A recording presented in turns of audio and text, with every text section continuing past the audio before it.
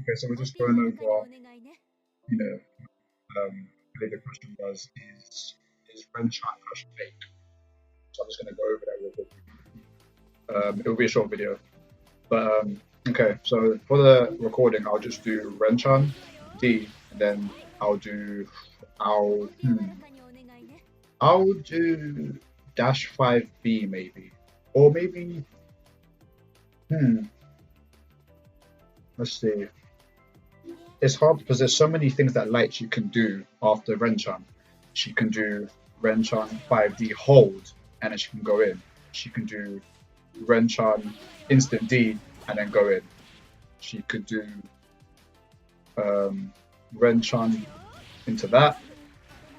She can do Ren-Chan into hold into high-low mix-up. So I guess I'll start with, if Ren-Chan is blocked from close up, it is fake.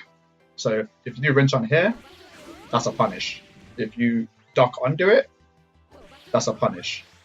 If you jump over it, it's not necessarily a punish unless they press a button after it, but they will have to like block it. Because anti-airing would be kind of hard because of the animation still being in effect. From this range, it's pretty safe. I wouldn't advise you pressing a button. If you're Azrael, you can growler it, but this is for Lambda. I forgot to mention that. This video is mainly for a Lambda player. So from that range, you have to respect it. As you can see, when she throws the staff with Ren-Chan B, if it lands behind you, it then pulls you forward if you press 5D. If the staff lands in front of you, it pushes you away. Now, if it pushes you away, jump back and try to avoid getting hit with the staff on the way back. So, like this. Try to avoid the staff, because every time you block the staff, that gives a Litchi player the incentive to like, oh, maybe I can go in for more pressure, or, you know, oh, they blocked it, that means I can go in. If you avoid the staff, that's when Litchi players have to think. Or if they don't think, then, you know, land and then press a button, you know, kick it in the face, you can do whatever you like.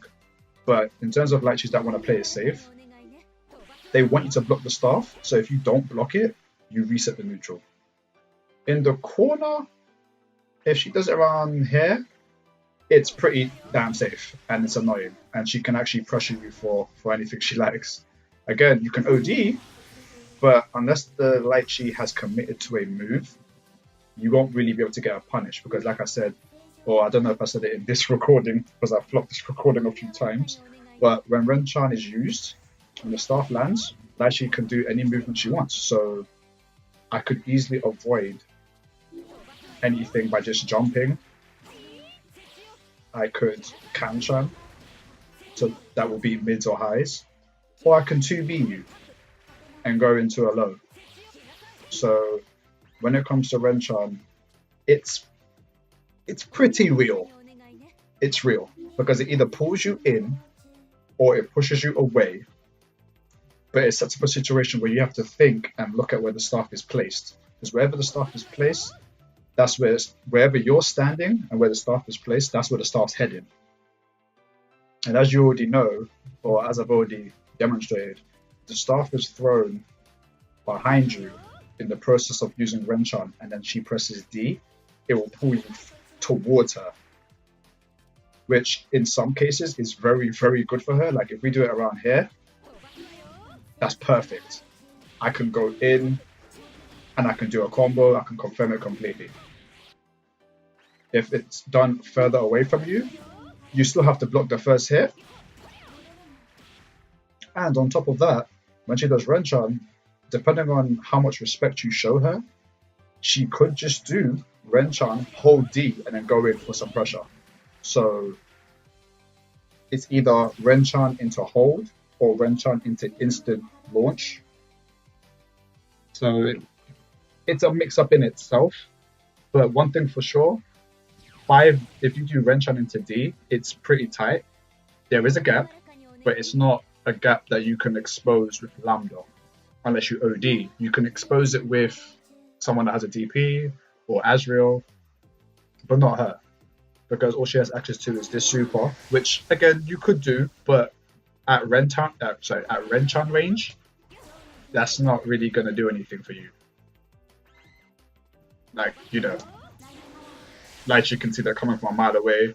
She could just do dash barrier and then block it. So Ren-Chan pressure is real, but it just comes down to what situation the Litchi player wants to force upon their opponent. And that's the mix-up. But like I said before, if they do it to you when you're close to them, that's a free punish. That whole animation is counted. See? The whole animation.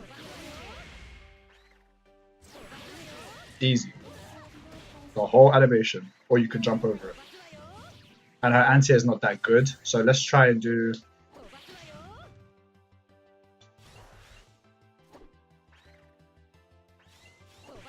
Yeah, she can't... Like I said, the staff has to land before she can do another move.